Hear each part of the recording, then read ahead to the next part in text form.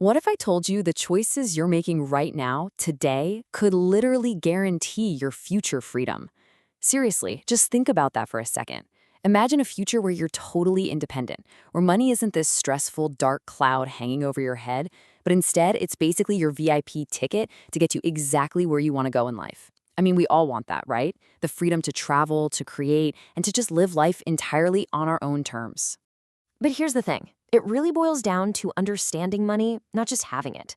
Sure, having a few bucks in your pocket today is awesome. You can grab some food with friends, maybe buy a new game.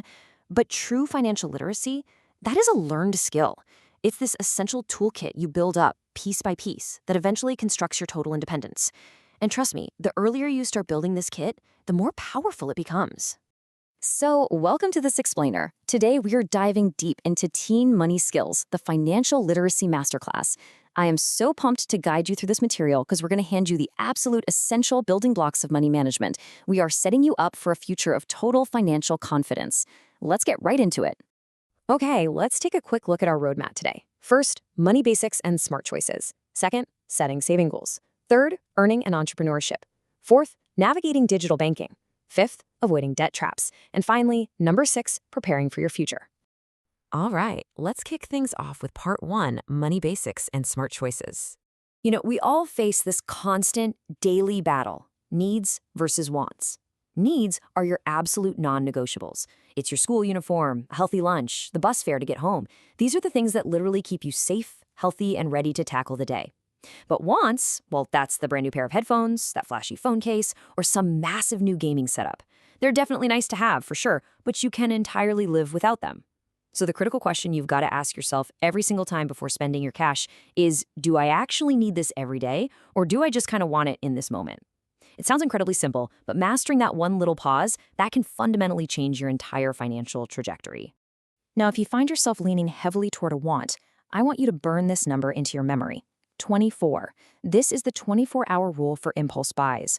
Before you buy that limited edition hoodie you suddenly feel like you just absolutely must have, force yourself to wait one full day. Yep, 24 hours. Just pausing for a single day gives your brain the necessary time to reset from that rush of shopping adrenaline.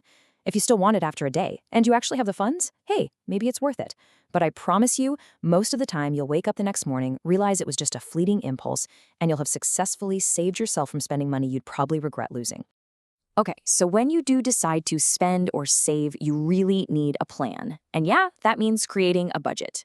Now, please don't let the word budget freak you out or make you think of super boring spreadsheets. It's actually just a highly digestible 3-step action plan. Step 1, write down your income. That means any pocket money, cash gifts from relatives, or earnings from a part-time job. Step 2, list your actual expenses, like your daily snacks or transport. Step 3, decide your plan. Exactly how much are you going to spend, how much will you save, and what are you putting toward your bigger goals? See, a budget isn't about restricting your fun at all. It's simply a tool to track where your money goes so you can stay in the driver's seat. Moving right along to part 2, setting powerful saving goals. I want you to think about this for a second.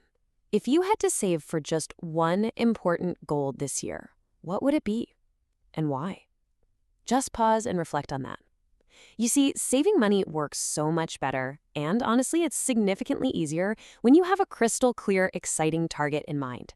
Saving just to save? That feels like a total chore. But saving for a reason? Now that's motivating. Whether it's a short-term goal like a fresh pair of shoes, a medium-term goal like upgrading your laptop, or a long-term goal like funding your first big trip without your parents, picking a target that truly excites you is the absolute secret to internalizing the saving habit. That brings us to part 3, earning income and entrepreneurship. Turning a basic skill you already have into a profitable side hustle really only takes 5 simple steps. Step 1, identify a need. What do people constantly ask you for help with? Maybe you're a whiz at math or you're really good at video editing. Step 2, create your solution, like tutoring younger kids or offering to design flyers for local events. Step 3, set a fair price by researching what other people in your area are charging. Step 4, tell people about it. Use your social media, put up some flyers, or just rely on good old word of mouth. And step 5, this is the big one, deliver incredible service. This last step is literally everything, because if you are polite, on time, and you do a fantastic job, people will talk about you and they will absolutely hire you again. You don't need some massive corporate structure to be an entrepreneur. You just need to solve a problem for someone else. All right, let's look at part 4, navigating digital banking safely. So, once you're making money, you've got two main banking tools to hold it. And they have very distinct purposes. You definitely don't want to mix up their jobs. First up, a savings account. Think of this as your vault. It's for your longer-term goals and your emergency funds.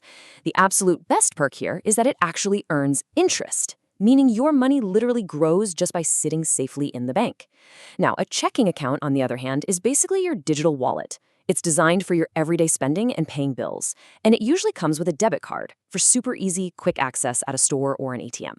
So, the rule of thumb: keep your everyday cash in checking and let your future cash grow over in savings. But listen, keeping your money in a digital bank means you have to stay vigilant. There are some major red flags you need to watch out for. Be on high alert for messages asking for your passwords, unexpected account charges you just don't recognize, or those incredibly suspicious texts saying your package couldn't be delivered when you know you never ordered anything. Scammers are clever, but they almost always rely on you rushing and panicking. So, the golden rule of digital banking: always, always pause and verify before you tap, click, or share any of your personal information. Which leads us directly to part 5, avoiding dangerous debt traps. Okay, so let's talk about debt. Debt is simply money you borrow right now and promise to pay back later. But here's the catch: it always comes with added interest that increases the total cost of whatever you bought. Because of that interest, the total repayment you eventually hand over is always more than the original amount you borrowed. When you take on debt, you are basically borrowing from your future self and paying a hefty premium for the privilege to do so. Let's translate that math into reality, just to show you what I mean. Say you borrow 500 pesos for a phone at a 15% interest rate. If you pay it back quickly in just 1 month, it costs you about 506 pesos. Okay, not terrible, right? But if you drag it out, maybe taking a full 12 months to pay it back, you end up paying roughly 575 pesos. That is 69 pesos extra in pure invisible cost, simply because you took longer to pay. Mathematically speaking, debt makes absolutely everything you buy more expensive than what the price tag says. And honestly, it can get much, much worse. 300%. Just let that sink in.